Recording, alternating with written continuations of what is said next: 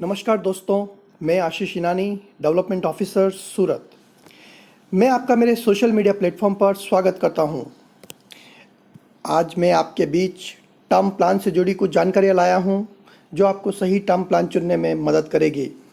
आज term plan बहुत popular हो रहा है, कारण टीवी मीडिया पर एडवर्टाइजमेंट, 500 रुपये पर मंथ में 1 करोड़ का बीमा।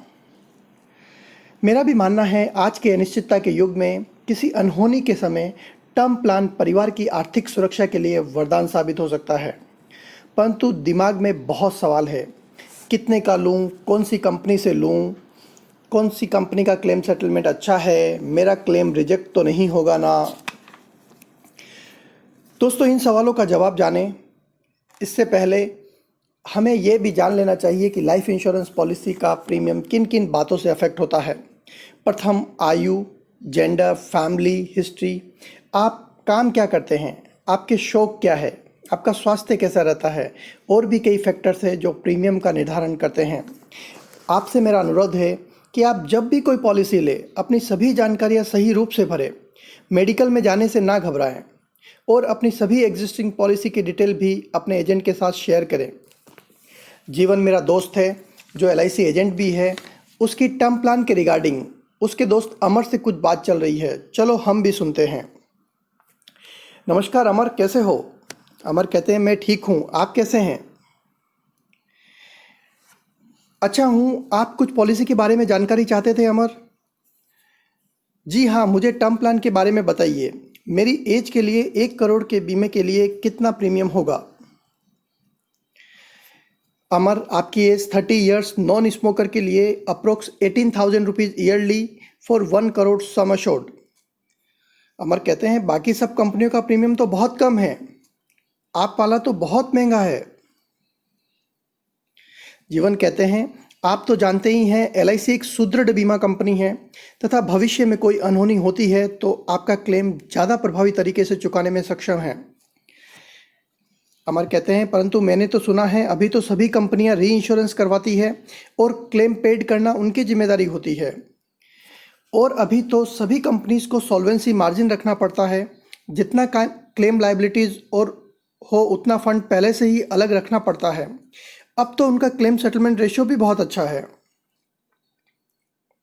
जीवन कहते हैं, आपको क्या लगता है री इंश्योरेंस कंपनी एक ही तरह के टर्म प्लान के लिए सभी कंपनी से अलग अलग प्रीमियम चार्ज करती है और री इंश्योरेंस कंपनी आपको डायरेक्ट क्लेम पे करेगी? अमर कहते हैं, मुझे नहीं पता, आप बताइए।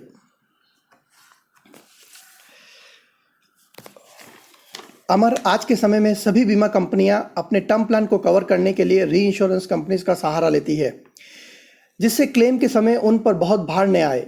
री इंश्योरेंस कंपनीज डायरेक्टली कोई पॉलिसी सेल नहीं करती है और ना ही डायरेक्टली उनका क्लेम से कोई लेना देना है।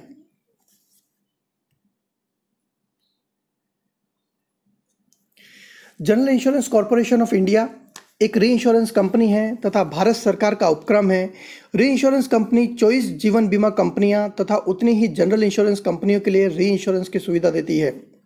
तो आपको क्या लगता है, एक ही प्रकार के टर्म प्लान के लिए ये अलग अलग कंपनियों के लिए अलग अलग प्रीमियम चार्ज करेगी? कंपनी ए के लिए 6,000, कंपनी बी के लिए 12,000, कंपनी सी के लिए 18,000। यदि उन्हें किसी को सस्ता देना ही होगा तो किस कंपनी को देना चाहिए? जिस कंपनी की ब्रांड वैल्यू एंड गुडविल बहुत अच्छी हो। आज भी लाइफ इंश्योरेंस में LIC का मार्केट शेयर 70% से अधिक है और बाकी सब कंपनियां, लगभग 23 प्राइवेट लाइफ इंश्योरेंस कंपनीज 15-20 सालों की उपस्थिति के बाद भी 30% का मार्केट शेयर भी नहीं छू सके हैं। और सभी कंपनियां व्यापार करने के लिए कुछ खर्चा करती है जिसे ऑपरेशनल कॉस्ट कहते हैं। वो भी आप देख सकते हैं कि LIC का प्राइवेट कंपनीज के मुकाबले काफ़ी कम है। कारण भी ऑब्वियस है, LIC एक पुरानी कंपनी है जिसका infrastructure, main power, office setup तथा ग्राहकों में साख जम चुकी है तथा उन कंपनियों का नया सेटअप है। तो यदि री इंश्योरेंस कंपनी को सस्ता टर्म प्लान देना भी होगा तो किसे देगी, आप भी अनुमान लगा सकते हैं। तो जीवन, फिर उनका प्रीमियम क्यों कम है? कुछ तो कारण होगा।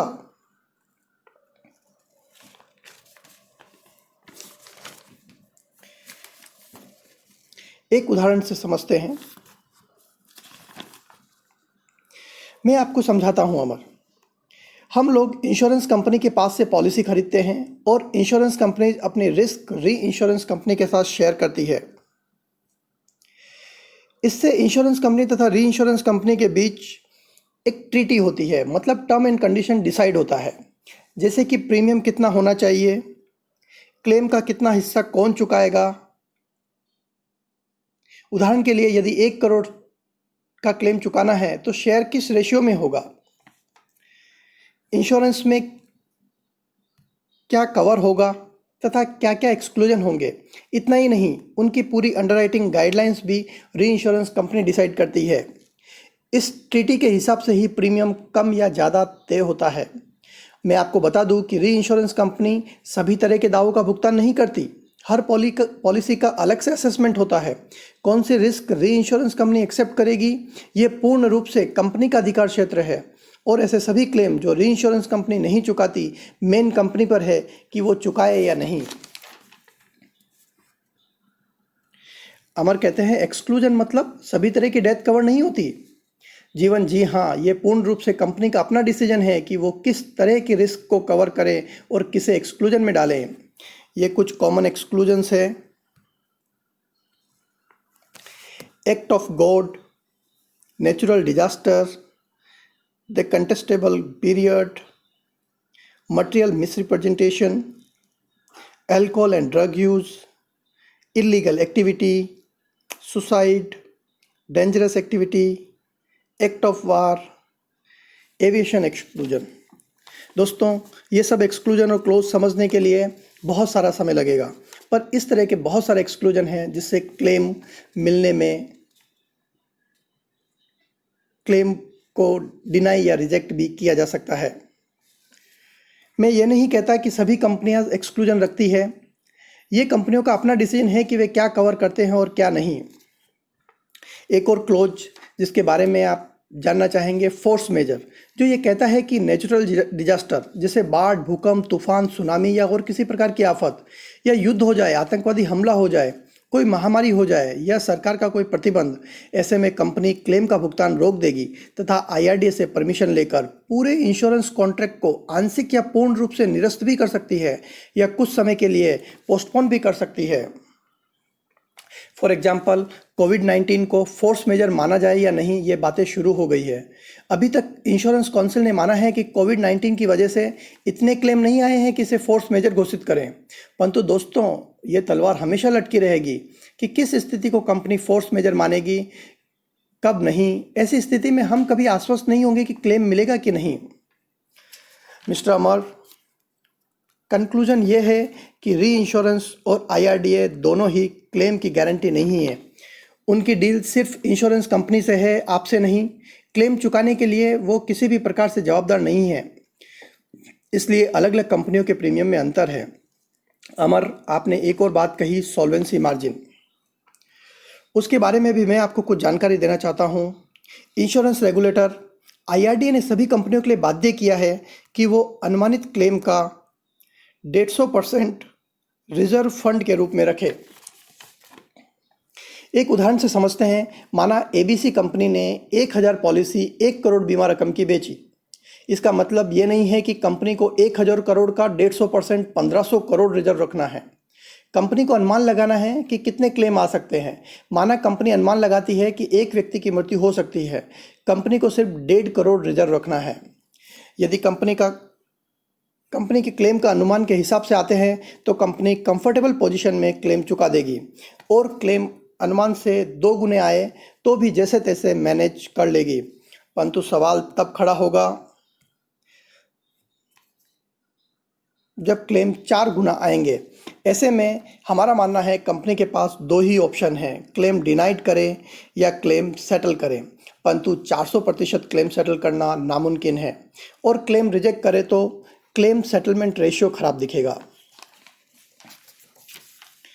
ऐसे में कंपनियों ने कुछ बच निकलने के रास्ते और चुने हैं, जैसे पार्शियल सेटलमेंट, मतलब क्लेम का कुछ हिस्सा चुका दिया जाता है, पूरा क्लेम नहीं। 1 करोड़ के सामने 10%, 20% या फिर और कुछ। रिफंड ऑफ प्रीमियम, कंपनी दावेदारों को ये भरोसा दिला देती है कि पॉलिसी होल्डर ने पॉलिसी लेते समय कुछ छुपाया है, या पॉलिसी में कुछ एक्सक्लूजन्स है जिसके अंदर पॉलिसी होल्डर की डेथ हुई है और हम आपके द्वारा किए गए प्रीमियम को रिफंड करते हैं, इसे ही क्लेम का फुल एंड फाइनल सेटलमेंट माना जाए।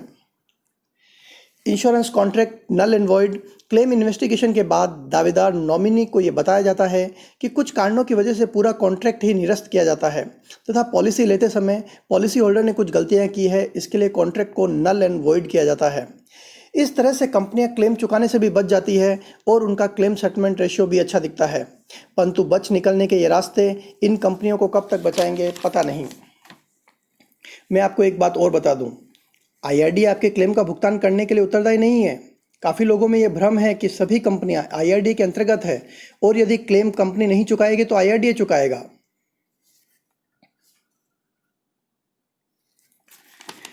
जीवन परंतु यह तो सभी ना क्लेम अनुमान से ज़्यादा आए, ऐसे में तो एलआईसी को भी मुश्किल हो सकती है। जीवन कहते हैं, अमर, मेरे पास ऐसा मानने का एक मजबूत कारण है। Institute of actuaries of India वह संस्था जो ये निर्धारण करती है कि मोर्टेलिटी रेट क्या होगी, मतलब किस उम्र के व्यक्ति का मृत्यु दर क्या होगा। स्लाइड में जो आप टेबल देख रहे हैं वो 24 लाइफ इंश्योरेंस कंपनीज ने 2012 से 2014 के अनुभव से बनाई है, जिसमें आप साफ तौर पर देख सकते हैं कि किस एज में 1000 पुरुषों में से कितने लोगों की मृत्यु होती है, वो भी उन लोगों में से जिनका मेडिकल चेकअप इंश्योरेंस कंपनी ने करवाया है तथा उनको अंडरराइट भी किया है। यदि आप 30 की एज में देखेंगे तो आपको दिखेगा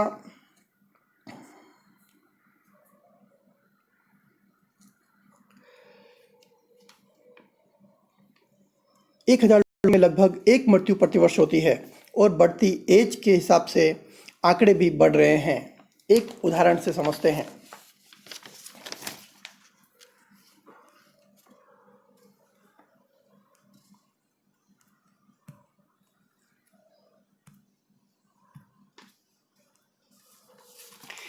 माना कि एक कंपनी है जो 6000 रुपये 1 करोड़ के सम एश्योर्ड के लिए चार्ज करती है। माना कि उस कंपनी ने 1000 पॉलिसीज बेची, उसका टोटल प्रीमियम है 6000 रुपये। टोटल प्रीमियम कंपनी के हाथ में आएगा 60 लाख रुपए। कंपनी के ऑपरेटिंग कॉस्ट यानी बिजनेस करने के लिए जो खर्च होते हैं वो खर्च हम 10% गिने तो 6 लाख रुपए में से 60,000 रुपये उनका खर्चों का जाएगा। Net amount in hand 54 lakhs. हमने देखा 30 की एज में 1 करोड़ रुपीस एक डेथ क्लेम आता है 1000 लोगों में, यानी कि अगर ऐसा होता है तो 1 करोड़ रुपए चुकाने पड़ेंगे, पर कंपनी के पास खर्चा निकालने के बाद सिर्फ 54 लाख रुपए ही हाथ में बचते हैं। कंपनी बी का प्रीमियम 12,000 रुपये है 1 करोड़ के सम एश्योर्ड के लिए, तो कंपनी के पास 1000 लोगों से 1 करोड़ 20 लाख रुपए इकट्ठा होगा। उसमें से हम मानते हैं 10% खर्चों में जाएगा तो 1 करोड़ 8 लाख रुपए कंपनी के हाथ में बचेगा। और एक कंपनी सी है जिसका प्रीमियम 18,000 रुपये है 1 करोड़ के सम एश्योर्ड के लिए, तो टोटल 1 करोड़ 80 लाख रुपए जमा होगा। उसमें से 18 लाख रुपए खर्चों के जाएंगे तो 1 करोड़ 65 लाख रुपए कंपनी के हाथ में बैलेंस बना रहेगा। आपको ये लग रहा होगा कि कंपनी बी भी क्लेम आराम से चुका देगी। जी हाँ, यदि वर्तमान परिस्थिति देखें तो ठीक है, परंतु 30 वाला व्यक्ति जब 40 का होगा, 50 का होगा तो प्रीमियम उतना ही रहेगा, परंतु मृत्यु दर बढ़ जाएगा, तब कंपनी बी भी क्लेम चुकाने में असमर्थ होगी। परंतु सी कंपनी के पास क्लेम चुकाने के बाद भी फंड बच जाएगा और उस पर इन्वेस्टमेंट इनकम भी आएगी, जिससे भविष्य के क्लेम भी कंफर्टेबली चुका पाएगी। और दोस्तों, ए कंपनी क्या करेगी उसका अनुमान तो आप लगा ही सकते हो। एक बात हमेशा ध्यान में रखना, बीमा कंपनियां बिजनेस प्रॉफिट के लिए काम कर रही है। प्रॉफिट उनकी पहली प्राथमिकता है।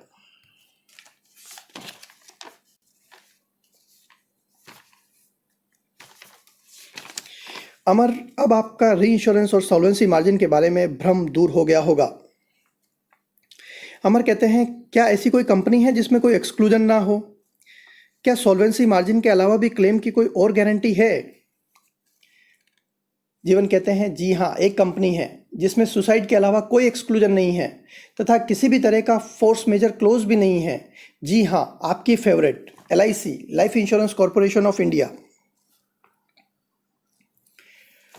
और एलआईसी पूरे तरीके से सॉल्वेंसी मार्जिन मेंटेन करती है, फिर भी अनुमान से बहुत अधिक क्लेम बढ़ गए तो भी एलआईसी की स्थिति बहुत सुदृढ़ है, जो आपका क्लेम चुकाने में पूरी तरह सक्षम है। और एलआईसी के पास सॉवरेन गारंटी तो है ही। क्लेम सेटलमेंट रेशियो भी आपको सही जानकारी प्रदान नहीं करता। Numbers of claim and rejection of amount में बहुत बड़ा फ़र्क है और हमने देखा कि कैसे क्लेम सेटलमेंट को मेंटेन किया जाता है।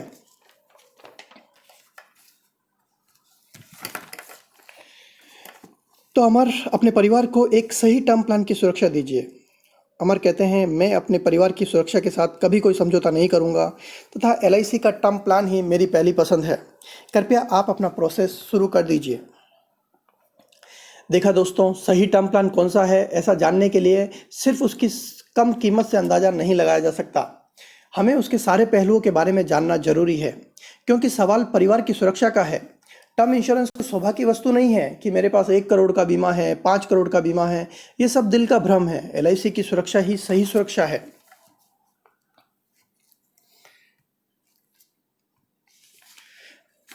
हम फ्रूट स्टॉल पे 100 रुपये केजी के फ्रूट 90 रुपये में मोलभाव करके खरीदते हैं, परंतु 50 रुपये केजी के सड़े हुए फल कभी नहीं खरीदते हैं।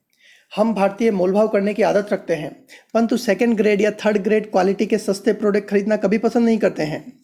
और फिर दोस्तों, ये तो सवाल परिवार की सुरक्षा का है। और आपने वो कहावत तो सुनी होगी, महंगा रोए एक बार, सस्ता रोए बार बार। आशा करता हूं आपको मेरे द्वारा दी गई जानकारियां सही दिशा दिखाने में मदद करेगी। आपका और आपके परिवार का बहुत ख्याल रखिएगा। मैं फिर आपसे इसी माध्यम से कुछ और जानकारियां साझा करूंगा। तब तक सही चुने, सुरक्षित रहे। Stay safe, stay insured. Thank you.